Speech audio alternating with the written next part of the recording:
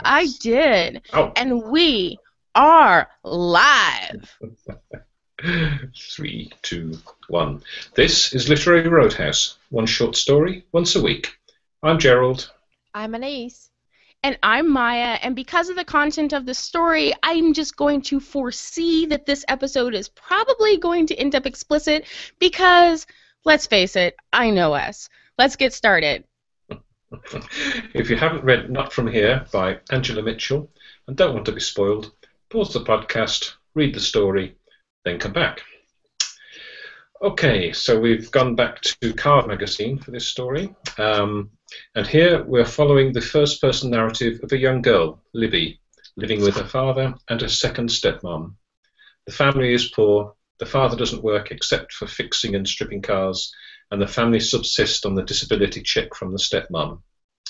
The girl uses the excuse of wanting to use the bathroom to get off the school bus on its way home to see the inside of a fellow schoolgirl, the inside of the home of a fellow schoolgirl, Annette, with whom she is obsessed.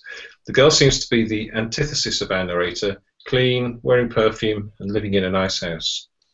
The story is peppered with tiny vignettes of view into the life of Libby and giving us a clue why she's so desperate to see how her school friend lives. Okay, where do we want to start? Let's just top level. How did everybody feel about this story? I'm sort of in the middle. I have good things to say about it. I have negative things. I don't want to say negative because that sounds negative. But, there's things that didn't really enchant me, I guess. So I'm kind of down the middle. Okay, how about you, Gerald? Yeah, I thought I was going to like it more than I did. So I'm a little bit like Anais. I did enjoy it, but yeah, I have some issues too. And I loved it, but for some reason it didn't stick with me after the fact. I read it, absolutely loved it the entire time. 3 hours later, I started to write notes on my initial thoughts and realized I couldn't remember a lot of it.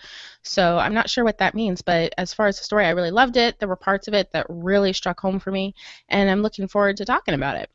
So do we want to start? Where do we want to start?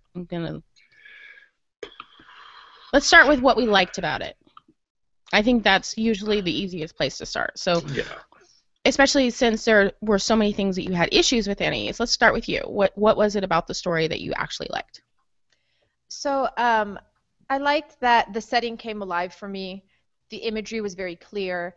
I could see everything. It was convincing. It didn't feel kind of just like poor setting. Like, yeah, it had all the things that you need in order to believe it, but there was enough detail that I felt that it was real. And I liked her approach to a lot of the characters. A lot of characters that you can come down moralistically against. For example, Ronnie, the bus driver, and the father.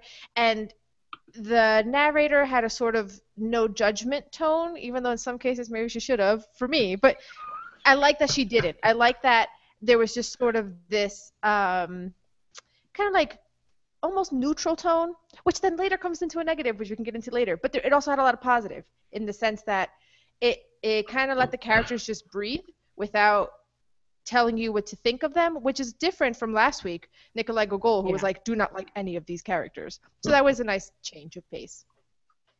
And how about you, Gerald? Yeah, I think I loved the writing. I loved the way she constructed the story. And I loved the way she just dropped little bits about Libby's life into the story, and the pacing was good. I enjoyed the pacing. It was, I had no trouble reading it at all. But yeah, it's like Anais says. There's no judgment. There's some things that within the story that are not good for the main character, and yet the main character doesn't judge. She doesn't comment. She just accepts how things are. So maybe that's a deliberate act to do that. But it just seemed a bit strange. She just seemed to be sort of drifting along. She wants to get a car so she can then get a job and all this sort of stuff. But I don't know. There's something. The very thing that you guys pointed out as a negative is the very thing that I love the most about this story. I love the fact, well, first, it's first person. So in order for the narrator to judge, she would have to be judging her own life and her own actions in a way that a girl in that position probably wouldn't be doing. And so I found, like, you read a lot of stories about abused kids, about poor people, whatever, and most of them, there's a moralistic quality. And I really appreciated the fact that this really was a slice of this girl's life. And I think it followed the idea of Carve magazine very well. You know, when you look at Raymond Carver, he just showed things as they were. There wasn't a lot of moralizing, or he left it up to you. At the end of his stories, it wasn't, okay, and this is what you should think about it. You know, it just is what it is. And I felt like that's what this story does. For people that haven't read the story, obviously, because of language warning, the kids are out of the room already, because, you know, I trust y'all. So in this story, this girl is having sex with the bus driver in the bus when the other kids are off the bus. Okay, she has previously been assaulted in some way. There's hints about her dad, because she doesn't like it when her dad gets too close. A girl that's grown up in that kind of environment probably isn't going to say, oh, well, you know, we shouldn't go over to her house and get stuff out of her house. She's just going to go along with it in order to avoid more problems. And I felt like it was really well portrayed, that type of mindset, in a way that allowed me to empathize and not get mad at her. I think sometimes when authors try to portray that type of mindset, someone that goes with the flow and doesn't like put their foot down, sometimes they come off as such a pushover that it's hard to empathize with the character. Yeah, though I would say I never was mad at the character, because she's like, what, 16, give or take a year? Like, I understood why she went along with it, why she's like, yeah, okay, we'll break into this house, you know. Like, I remember, you know, being a teen and how easy you can be influenced, especially by this, like, older guy who's been grooming her for a while. So I was never mad at her, but I guess, like, I liked Libby and I was rooting for her. It was just more, I guess you're right. It is more because it was in first person, so there's no judgment, because there's so many other things that happen that it's like you never even hear of any comeuppance from third parties. Like, there's no one else.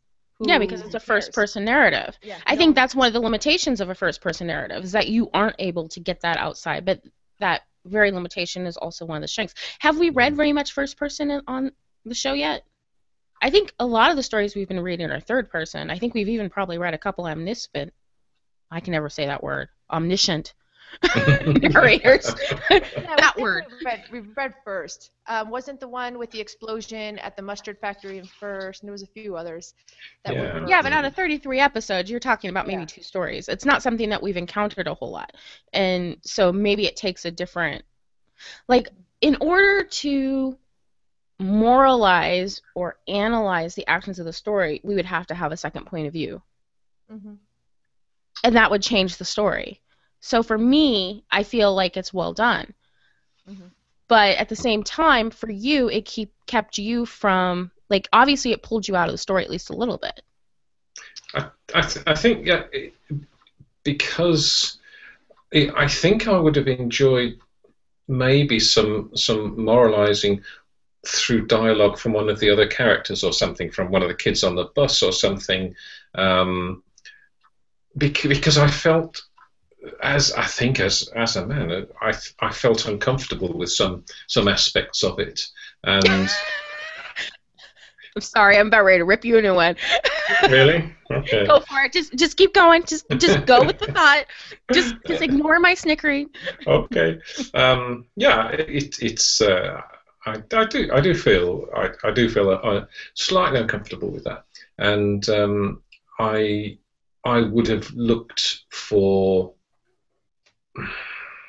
I don't know, some sort of, I suppose, retribution. Retribution's too hard. I just some sort of nod in the direction that this shouldn't be happening, and so that's what made me uncomfortable. That she was just accepting of everything that was going on. Well, 2 things. First, you said the "you" word, the uncomfortable word, and I gotta say, I like fiction that makes me feel uncomfortable. If I only read stuff that made me feel comfortable, I would be a lot less well read. And so that just like a total pet peeve of mine. But for me, when we talk about giving a comeuppance, you're talking about the author telling the reader what they should think about the actions in the story.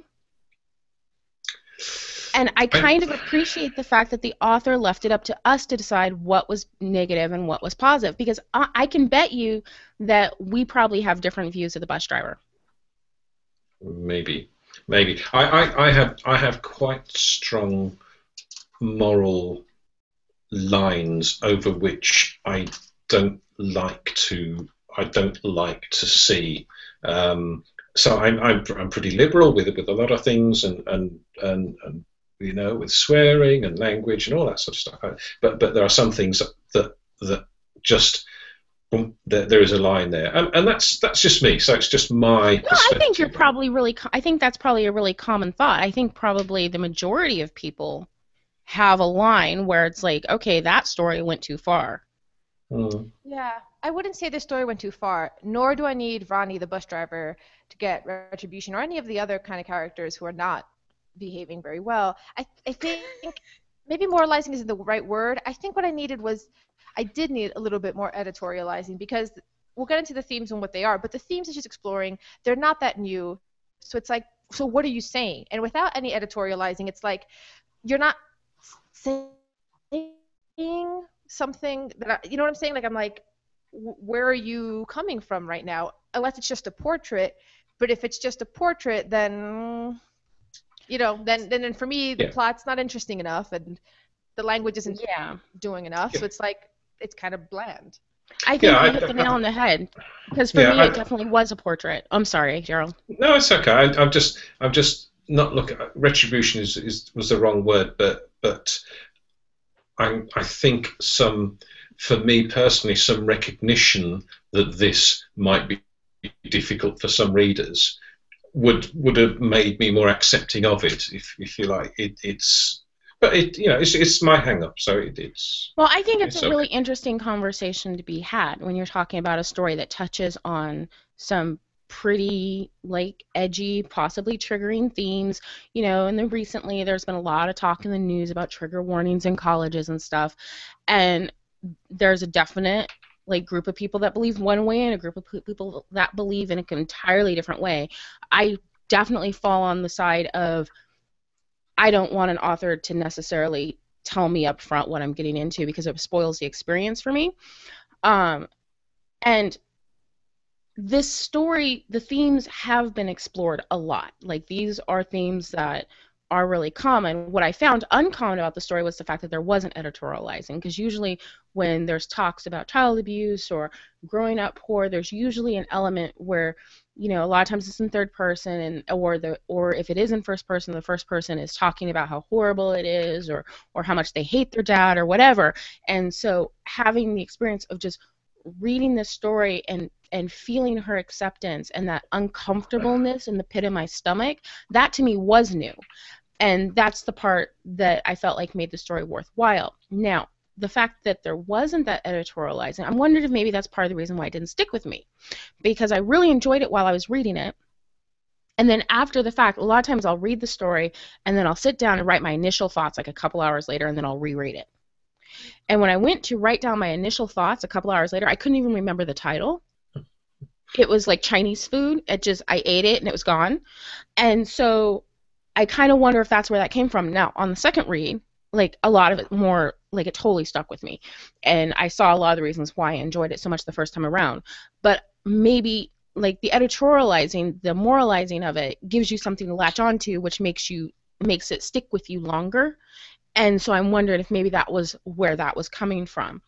But I felt like a lot of times there are a lot of stories, a lot of people write in first person that, you know, the story would be stronger in third person. I felt like if this was written in third person, it would be like every other story about this topic.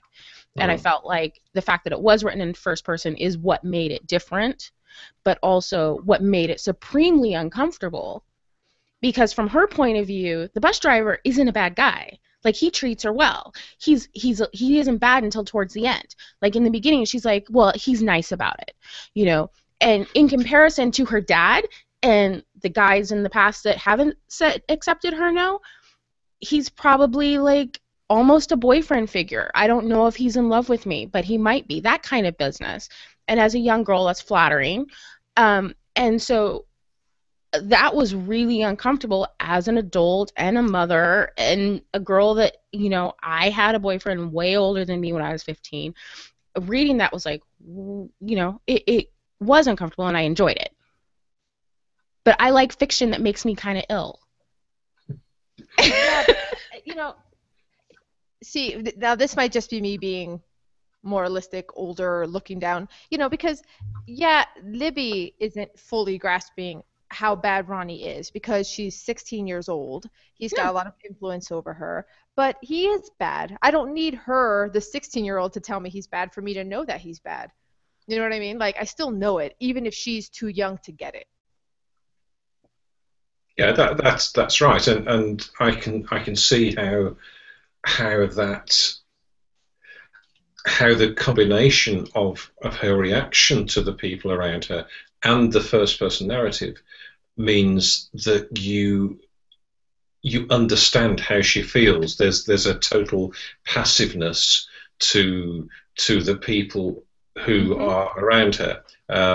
So it works in that way. So that's I say it's just my hang up. And when we talk about her being passive and just accepting things, I don't think she really is. Like, she is, like, in the moment, but she's plotting. She's plotting about what she's going to do when she gets a car. She is putting her foot down and saying she's going to get out of the bus and go into this girl's house and, like, snoop around and explore. Those are all, like, underhanded ways of trying to escape.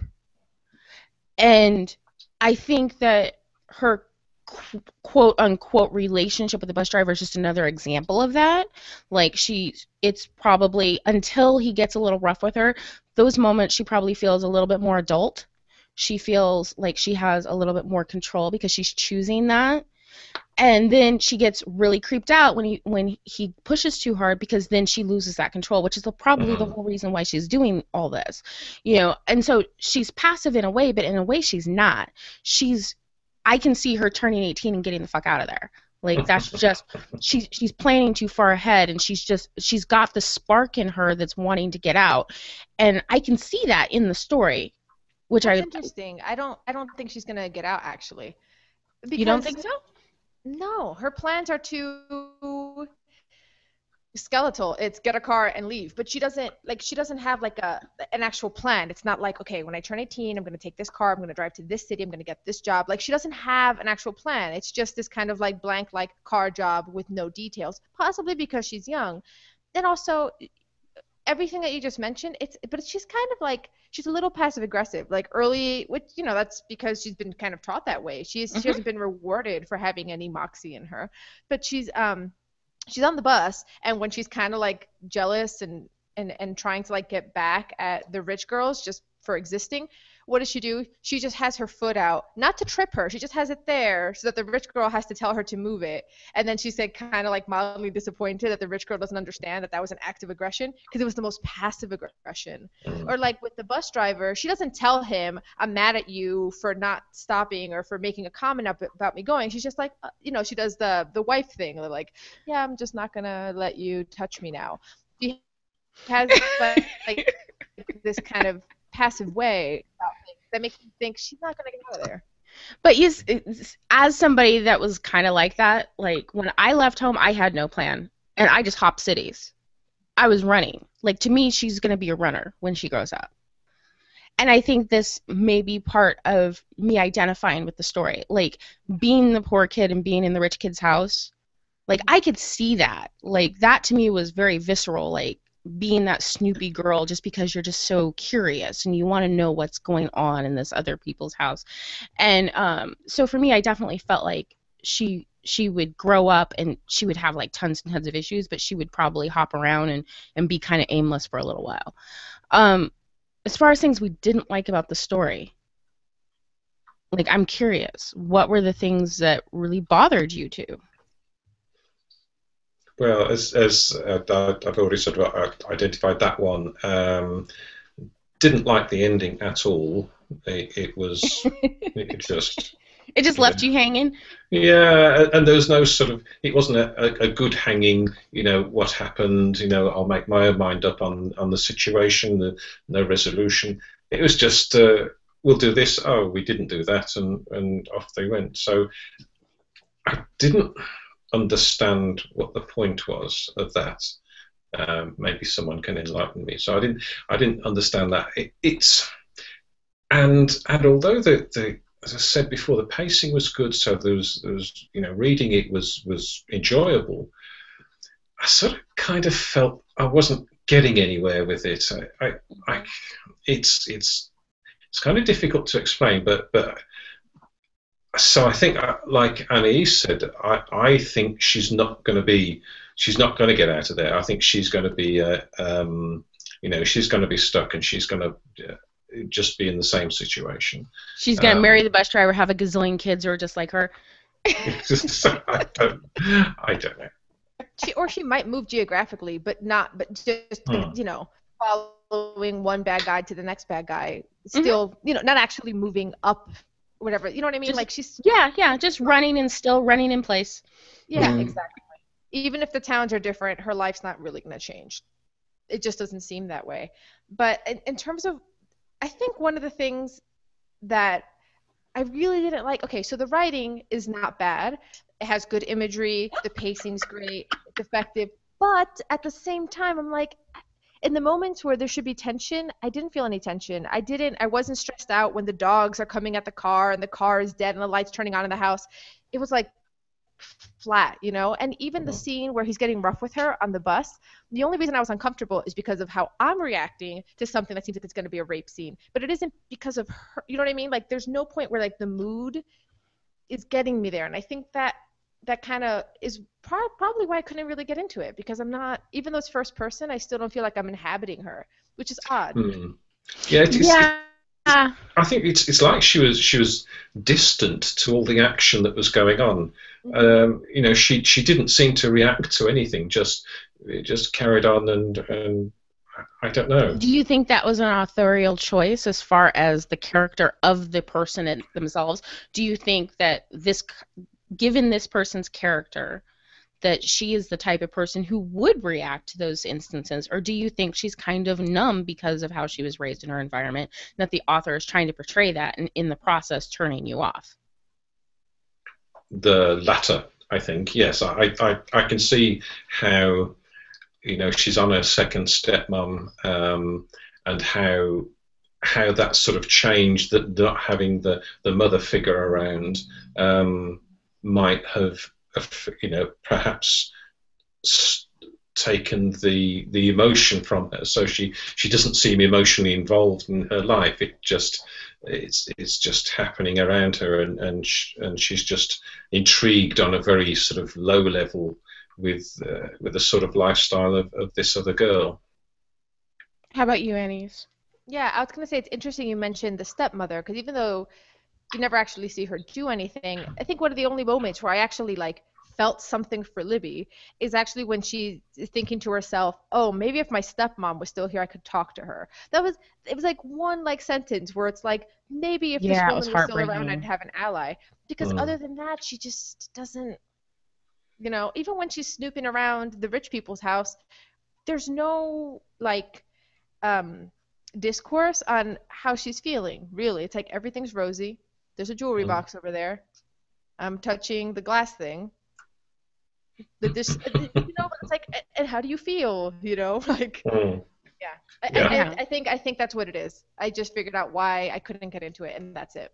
Yeah, and for me, I agree that I think that it was done on purpose. I think for me, it's in line with her character, and it was something I appreciated. So I didn't mind it, but it was definitely something that I noticed, that this is a character that doesn't have a lot of emotions. It is pretty shut down, that's experiencing life as it hits her. She's kind of experiencing like a form of dissociation. And so I was accepting of that character. Had she been a different type of character, that type of writing would have bothered me, but I felt like it was on purpose. and it was in line with who the character was for me. You want to talk themes? There was a lot of them.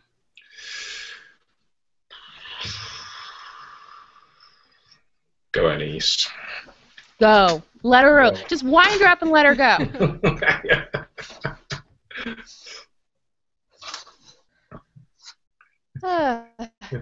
Okay, so I think one of the only like messages that I can guess. So we were talking about how like there isn't a lot of editorializing, but one that if you kind of sift through, you can get is so there's this kind of theme of socioeconomic inequality, the haves and the have-nots, and I think the author did a good job of not talking about who deserves to have or have not. Libby is just as deserving as Annette. They're both good girls. Like Annette's polite and she's letting in the poor girl into her house to use the bathroom. And you know, Libby has her hang-ups, but she's not a bad kid by any stretch of the imagination. And of course she has hang-ups. She grew up in a really horrible environment.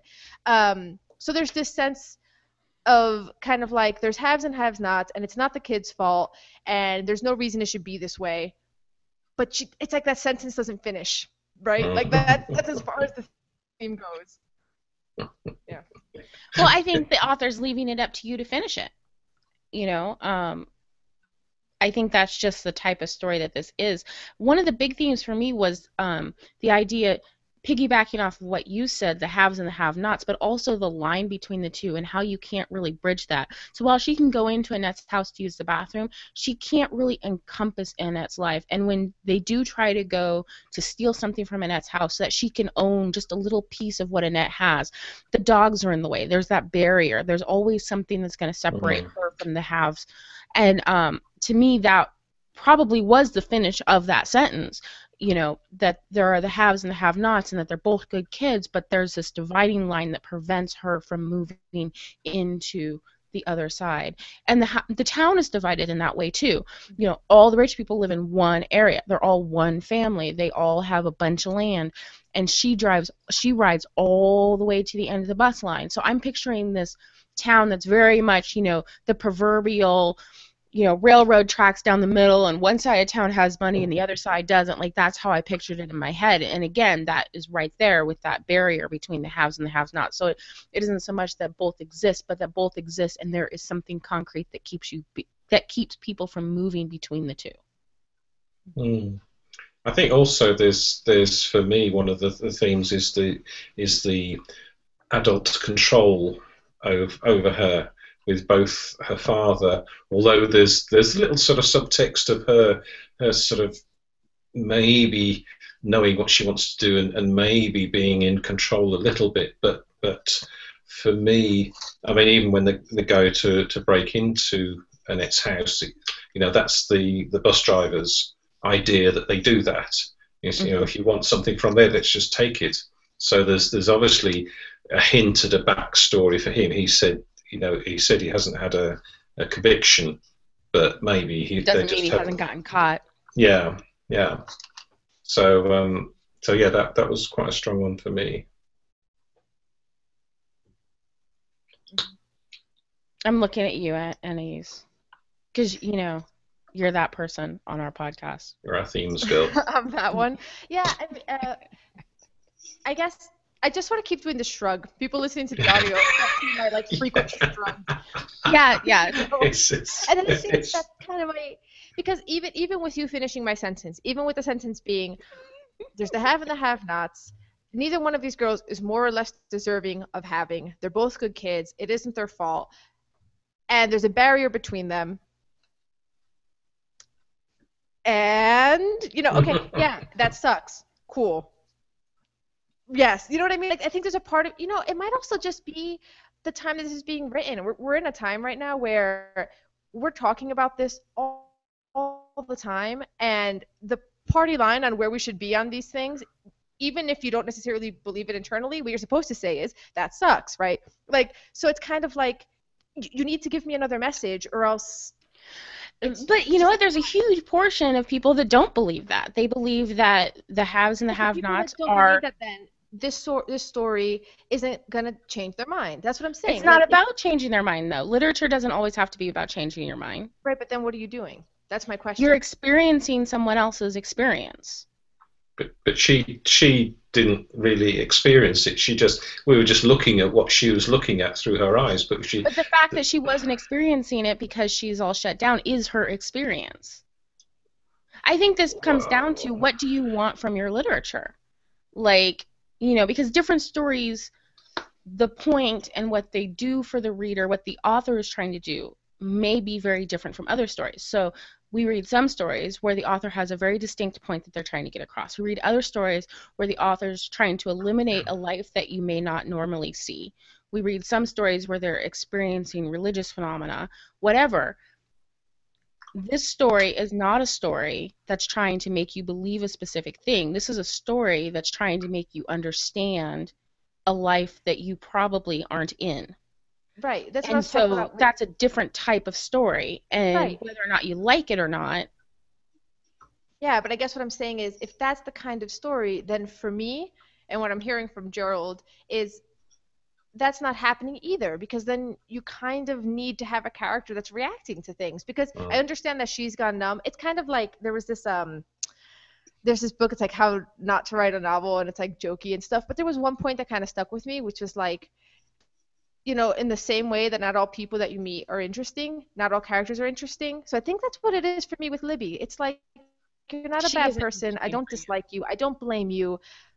But I'm not going to remember you. I think that's what it is. And that's a hard thing to do with a protagonist and get away with. I think you need a lot of skill to be able to have a character that you're going to have people not react to very strongly, because you don't, even if I would have preferred to hate her, I prefer to like her. I don't dislike, you know what I mean? Like, it's like, make me feel one way or the other, but to feel nothing. Meanwhile, yeah, that makes sense, because I was perfectly happy to be in that gray area, but it was a gray area. Like, I didn't have a strong emotion towards Libby, but I enjoyed the fact that I was kind of coasting with her through her life like that. I didn't mind it. It didn't bother me.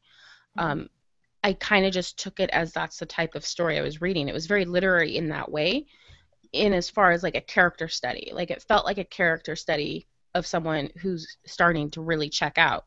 And so, that was something I enjoyed.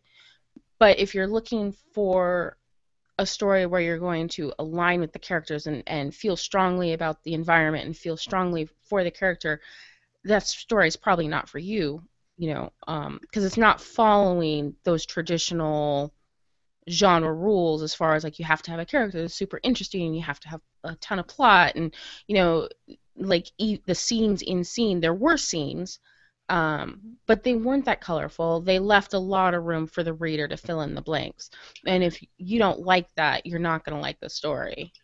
But I think even if you don't like the main character, I think you have to have some empathy with them. There has to be something that the writer gives to you from the page that you can, that ties you to them and or repels you from them. But here we're just sort of trotting along, seeing the things that she's seeing. See, for me, what made me empathize with her was the moment when she's been watching these rich girls, or the middle class girls, which to her seem rich, from afar, and she finally takes that step to see what their life is about. That was the point where I suddenly felt I had empathy for her, because she was taking an action. Even though it was a passive aggressive weird action, it was an action nonetheless. And that was the point where I was like, okay, this is a character I can follow. But that was really subtle. It wasn't, the average story that we would probably read. It was really subtle. I don't know. I like the story. You're allowed to like the story. Tell me I'm wrong. You're not the only one. The comment section of the story on Carve had a lot of people who really liked it.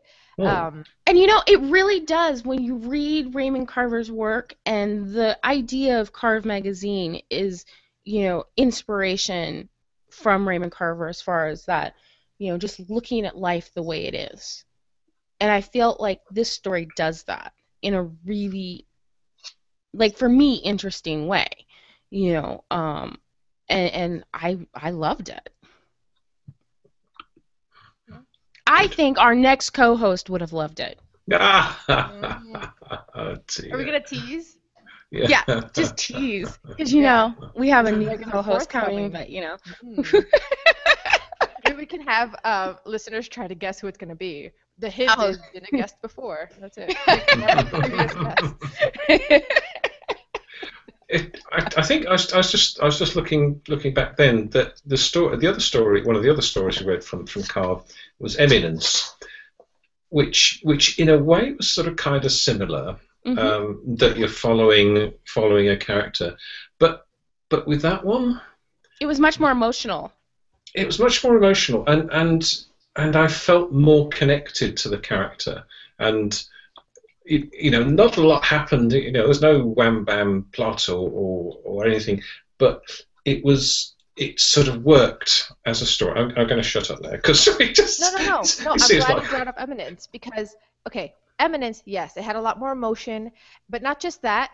So when I was talking about the language, and my review of the language made Maya laugh, which is not bad, you know. But it's also like in Eminence, there's all these literary devices. There's this rhetoric going on. She's playing with the language, you know. Like it feels like an author who's paying a lot more attention to the construction of the sentences. You know what I mean? So with Not From Here, you get the sense that this author knows her characters, knows her setting, knows exactly what's happening, and knows how to communicate that to you very clearly. With Eminence, it was Caroline Casper, right? Mm-hmm. Yeah.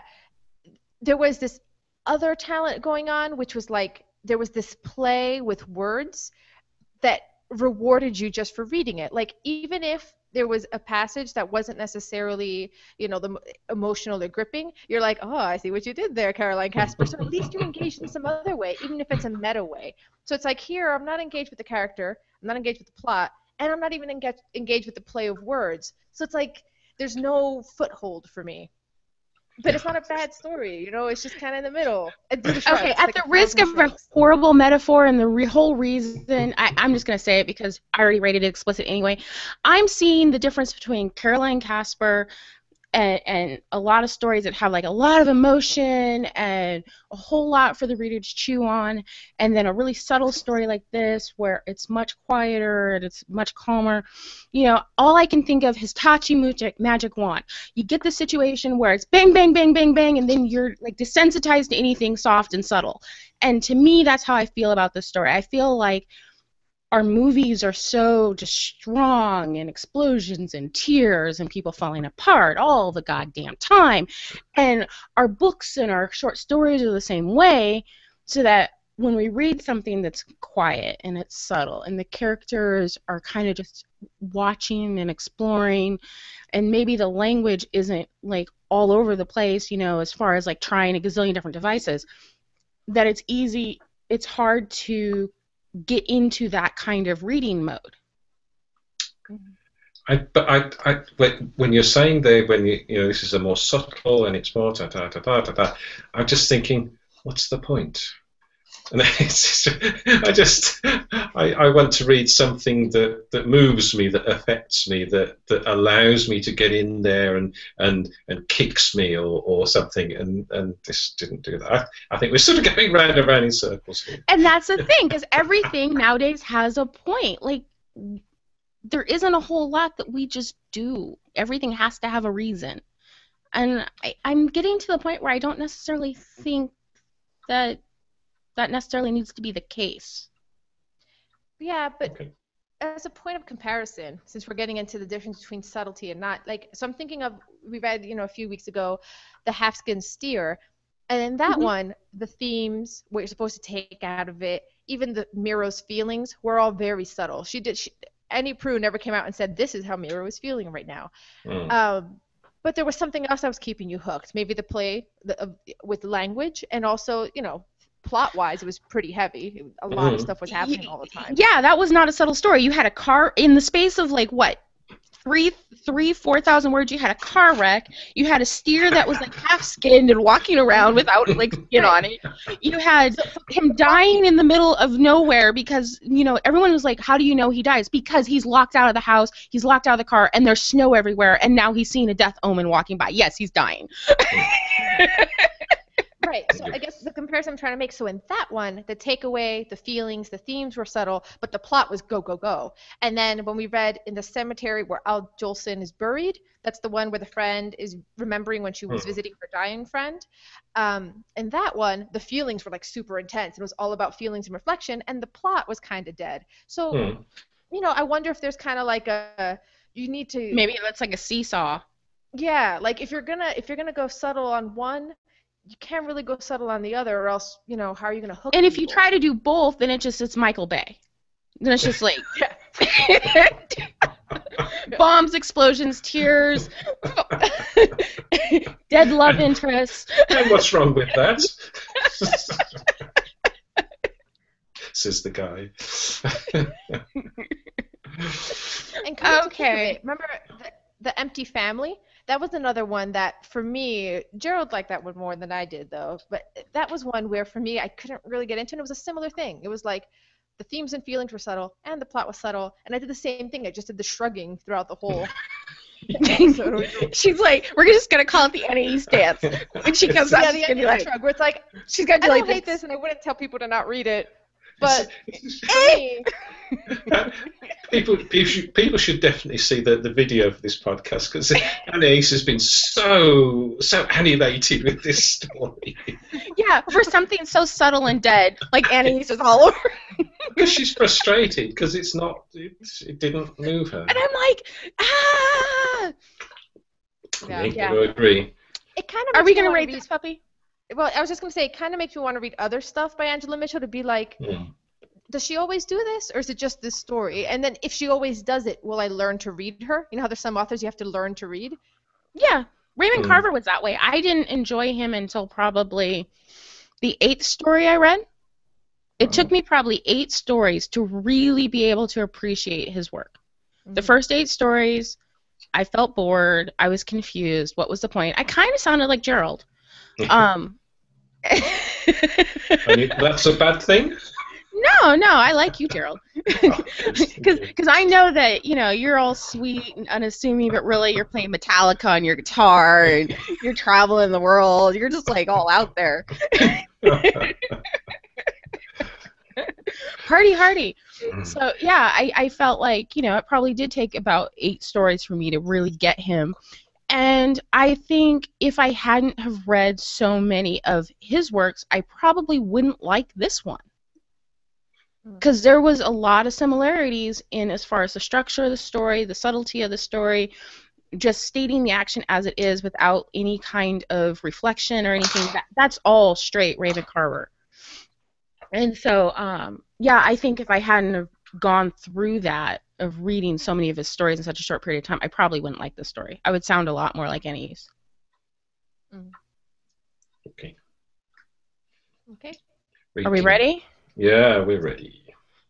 Okay, stop your shrugging, because that's not a number. What is this, like a 3?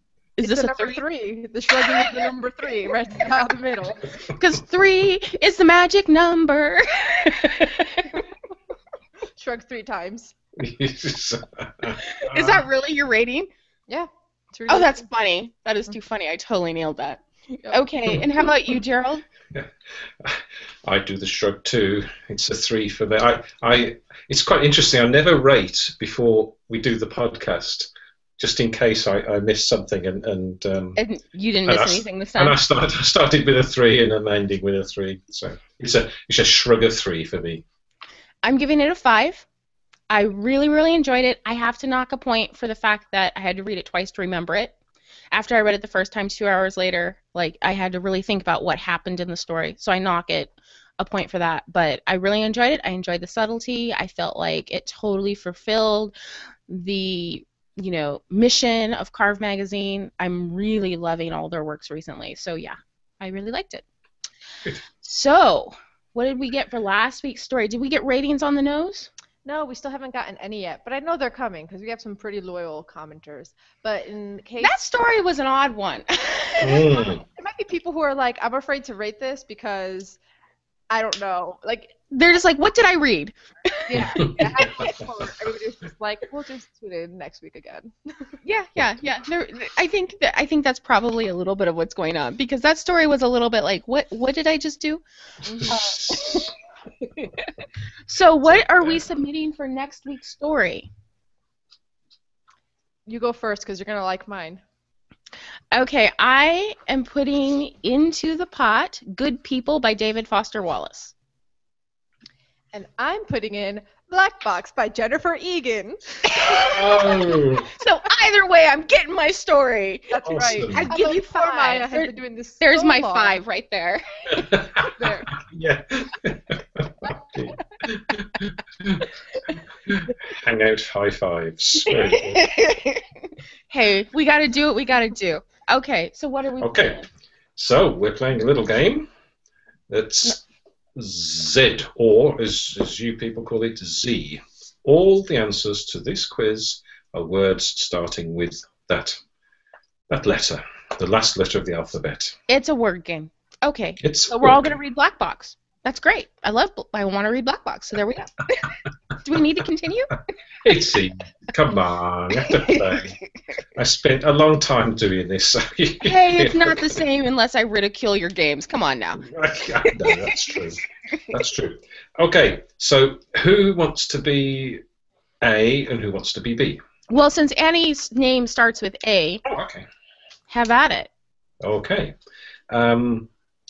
So don't forget, it's a word that starts with Z or Z. What name is given to the scientific study of animals? Zoology. I knew that one. Awesome. Maya, what term for an undead creature originally comes from Haitian Creole? Zombie. Yay! See, it's easy. In Greek mythology, Anais, who was the ruler of the gods? Zeus. Zeus. Hey, Zeus. It's from one of those films. Hey, Zeus. Yeah, as opposed to one of the other films. The one with the guy in it. Samuel L. And the Jackson. girl. Do I look Puerto Rican to you? Can't remember the name of the films, but anyway, it's a great line. So Maya, right, concentrate. Maya, what is the largest city in Switzerland? Zurich. Zurich. That's correct. See, this is good. This. Anais, Ben Stiller plays a dim-witted fashion model in which 2001 film? Zoolander. Correct, Mundo. Maya. I did not know that. Okay. That's a good job I didn't ask you.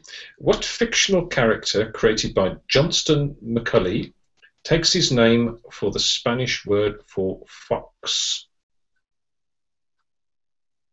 Starts with Z. Fictional character, Spanish word for fox.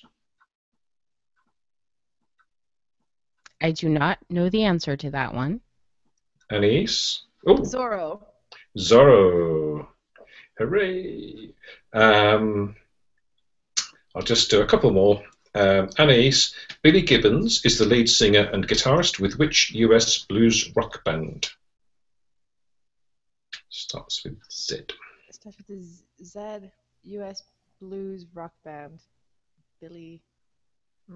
Hold on. ZZ Top? Yay! Yes! Like the bearded guys. Phew, yeah. Whew, and finally, Maya, what does the letter Z or Z stand for in zip code? I have no idea. Oh. Anais? I have no idea.